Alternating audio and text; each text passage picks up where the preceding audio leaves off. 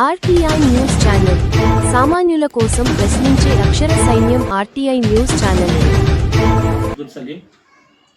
నేను కామారెడ్డి కోర్టులో ద్వితీయ శ్రేణి న్యాయమూర్తిగా పనిచేస్తాను. ప్రస్తుతం హైకోర్టు తర్వాత డిస్ట్రిక్ట్ కోర్టు అడ్వకేట్గా చేస్తాను, సెంట్రల్ నోటరీ అడ్వకేట్ కూడా.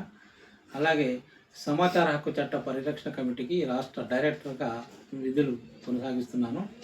ముఖ్యంగా 2008 నుంచి మేము సమాచార హక్కు చట్టం గురించి ప్రజలలో అనేక అవగాహన కార్యక్రమాలు నిర్వహించి ప్రజలను జాగృతం చేస్తున్నాము. Basically we are fight against crime and corruption, atrocities, illegalities, misappropriation of government fund, post power, anywhere, any time, any person to save the nation, to protect the poor and innocent people from the hands of corruption and crime. In this great regard, we are conducted so many awareness programs of RTI Act 2005, along with the Right to Information Act and Human Rights Help Association also. ఇందులో ముఖ్యంగా ప్రస్తుతం నిజామాబాద్, కామారెడ్డి జిల్లాలో అయితే అనేక కార్యక్రమాలు 856 కార్యక్రమాలు ఇప్పటివరకు నిర్వహించాను. అలాగే 3 జడ్జిలతో సన్మానం కూడా తీసుకోవడం జరిగింది. ముఖ్యంగా చట్టాల గురించి అవగాహన కల్పించడమే మా యొక్క ముఖ్య ఉద్దేశం. సమాచార హక్కు చట్టం 12 అక్టోబర్ 2005లో వచ్చిన ఈ మహత్తరమైన చట్టం గురించి ప్రజలకు అవగాహన లేకపోవడం బాధాకరం.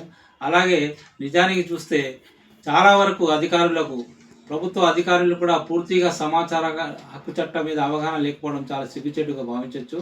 దీన్ని దృష్టిలో పెట్టుకొని ప్రతి మహిళ, ప్రతి భారతీయ పౌరుడు, ప్రతి విద్యార్థులందరికీ సమాచార హక్కు చట్టం అంటే తెలియాలి. వాళ్లకు కావాల్సిన సమాచారాన్ని ఆయా సంబంధిత శాఖ ద్వారా వాళ్ళు సమాచారాన్ని ఉచితంగా పొందే విధానాన్ని మేము చెప్తాము.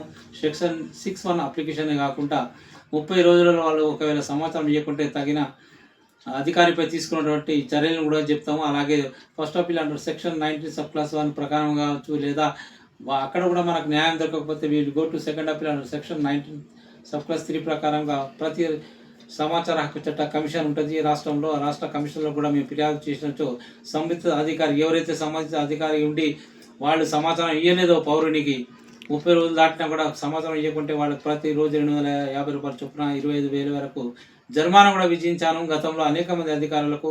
అలాగే డిసిప్లినరీ యాక్షన్, వాళ్ళ సర్వీస్ బుక్లో రిమార్క్స్ కూడా చేయించడం జరిగింది.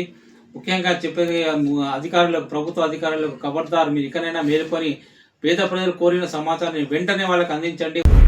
ఆర్టీఐ న్యూస్ ఛానల్ సామాన్యుల కోసం ప్రశ్నించే అక్షర సైన్యం. RTI news channel. News editor Shri Katta Naresh Kumar Nayak. Journalist. T news channel వీక్షకులు అందరికీ హోలీ పండుగ శుభాకాంక్షలు.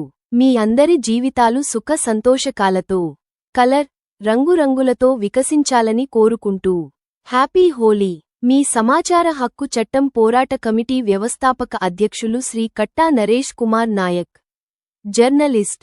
Telephone receiver 7097988840.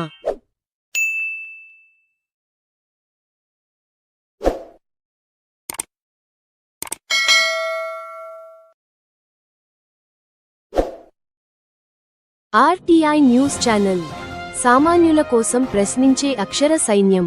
RTI news channel. RTI news channel సామాన్యుల కోసం ప్రశ్నించే అక్షర సైన్యం. RTI news channel. సమాచార హక్కు చట్టం 2005 పోరాట కమిటీ వ్యవస్థాపక అధ్యక్షులు శ్రీ కట్టా నరేష్ కుమార్ నాయక్. జర్నలిస్ట్. ఆధ్వర్యంలో చట్టం 2005 కోసం పోరాటం చేస్తున్న ఆర్టీఐ న్యూస్ ఛానల్ ద్వారా అవినీతి అక్రమాలపై ఆర్టీఐ 2005 యాక్ట్ ద్వారా సామాన్యుల కోసం ప్రశ్నించే అక్షర సైన్యం. ఆర్టీఐ న్యూస్ ఛానల్ సబ్స్క్రైబ్ చేసుకోండి, అందరికీ షేర్ చేయండి.